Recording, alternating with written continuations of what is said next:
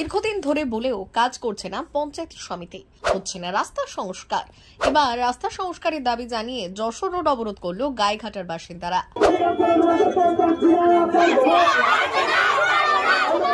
অভিযোগ, উত্তর 24 পরগনা জেলার গাইঘাটা পঞ্চায়েত সমিতির চাঁদপাড়া গ্রাম পঞ্চায়েতের অধীনে মন্ডলপাড়া থেকে ছোট্ট শেয়ানা পর্যন্ত প্রায় 2 কিলোমিটার রাস্তার অবস্থা খুবই শোচনীয়। 2014 সালে শেষবার এই রাস্তায় কাজ হয়েছিল, তারপর থেকে জরাজীর্ণ অবস্থা হয়ে গিয়েছে এই রাস্তার।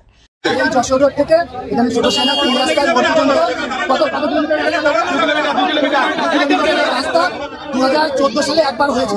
তারপরে এই রাস্তায় কোনো একটা ইট বালি কিচ্ছু করেনি। আমাদের দাবি এই রাস্তাটা অবিলম্বে দিতে হবে। আর রাস্তার অবস্থা খুবই খারাপ। আমরা আমাদের বাড়ির লোকজন নিয়ে এই রাস্তায় পায়ে হেঁটে চলাফেরা করতে পারছি। এই দাবিতে আমরা আজ এই যশোর রোড অবস্থান বিক্ষোভ জানাচ্ছি। গ্রামের এই রাস্তা দিয়ে যাতায়াত করেন বেশ কয়েকটি গ্রামের মানুষজন। এই খারাপ রাস্তা দিয়ে চলাচল করতে নিত্যদিন সমস্যার সম্মুখীন হচ্ছেন তারা। এই বিষয়ে গাইঘাটা পঞ্চায়েত সমিতিকে বারংবার জানিয়েও কোনো ফল মেলেনি।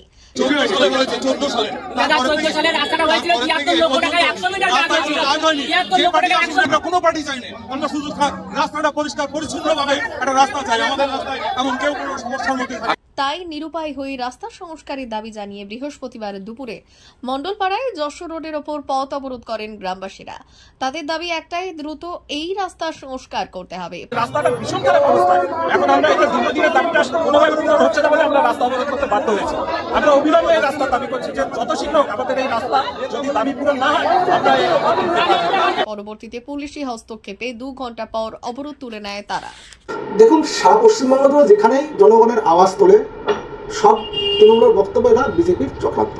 কারণ পাবলিক আওয়াজ তোলে সেটা বিজেপির চক্রান্ত হয়। আর যেসব তৃণমূলের নেতাদেরকে আজকে বলেছে যে এমএলএ ফান্ড বা এমপি ফান্ড থেকে টাকা দিয়ে রাস্তাটা হয়ে যাবে, আমরা তো ফান্ড যার জন্য তৈরি আছি। পশ্চিমবঙ্গের মাননীয় যেসব অসাংবিধানিক যেসব পঞ্চায়েত আছে, যেসব পৌরসভা আছে, অর্থাৎ জনগণের ভোটে নির্বাচিত না হয়ে গাইড নির্বাচিত হয়ে যেসব পঞ্চায়েত সদস্য, পঞ্চায়েত প্রধান বা পৌরপ্রধান আছে, তারা কিন্তু কোনো বিজেপির এমএলএ বা এমপির ফান্ডের টাকার কাজ করেন না। তাহলে আমি বলছি, ওখানকার যিনি বিধায়ক আছেন স্বপন মাননীয় স্বপন মজুমদার, তিনি ফান্ডের টাকা দিতে রেডি আছেন। তৃণমূলের নেতারা কেন টাকা নেন না, কেন কাজটা করেন না? আপনারা পঞ্চায়েত থেকে 2 বছর আগেও রিপেয়ারিং করা হয়েছিল, কিন্তু এবং রাস্তাটা পথশ্রী 3 তে ডিস্ট্রিক্ট করা হয়েছে, তার স্যাংশন অর্ডারও ভিডিও অফিসে এসেছে। খুব তাড়াতাড়ি রাস্তাটা একদম যশোর থেকে রেলগেট পার করে ওই ডোমার সীমান্ত পর্যন্ত কাজ হবে। ওরা মেম্বারও জানিয়েছে রাস্তা আপাতত রিপেয়ারিং করতে হবে, গত মিটিংয়ে জানিয়েছে। গতকাল ওরা ভিডিও সাহেবের কাছে এসেছিল, যেহেতু রাস্তাটা জেলা পরিষদের আন্ডারে, তো ভিডিও আমাদের কাছে ওরা আসেনি। ওরা ব্যবসা করেছে প্রধানের কাছে, এলাকার মানুষ আসেনি।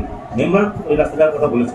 দ্বিতীয় কথা, গতকালই গ্রামের লোকজন ভিডিও সাহেবের কাছে আসার পরে ভিডিও সাহেব বিকালেই এই এলাকার যে পঞ্চায়েত সমিতির নির্বাচিত সদস্য, কর্মদক্ষ, শিক্ষা তাকে দিয়ে ওনার ইঞ্জিনিয়ারকে দিয়ে পাঠিয়েছিলাম। আমি দেখেও এসেছি, দেখে এসে কেন একটা রিপেয়ারিংয়ের দিকে চলছে। আর তারপরে তো রাস্তা যখন পথশ্রী 3 পাস হবে, রাস্তাটা প্রথমেই আছে আমাদের ব্লকের যে রাস্তাগুলো আছে, মানে 3 নম্বরে সম্ভবত রাস্তাটা আছে, রাস্তাটা নতুন করে তৈরি হবে। মার্ভেলাস কম্বাইন্ড কোচিং সেন্টার, বকচড়া, নহাটার মোড় ও বনগাঁও ব্রাঞ্চ সরকারি চাকরির জগতে সেরা কোচিং সেন্টার, যেখানে বিভিন্ন চাকরির পরীক্ষার কোচিং দেওয়া হয়, যেমন Paschimbanga police, Kolkata police, rail, excise constable, RPF, SSD, GD, PSC বিভিন্ন চাকরির কোচিং দেওয়া হয়।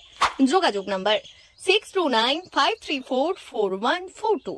এখনো পর্যন্ত এখান থেকে 160 জন ছেলে মেয়ে তারও বেশি সফল হয়েছে। Teacher Prabhas Ghosh, bureau report, Bhubangram সংবাদ।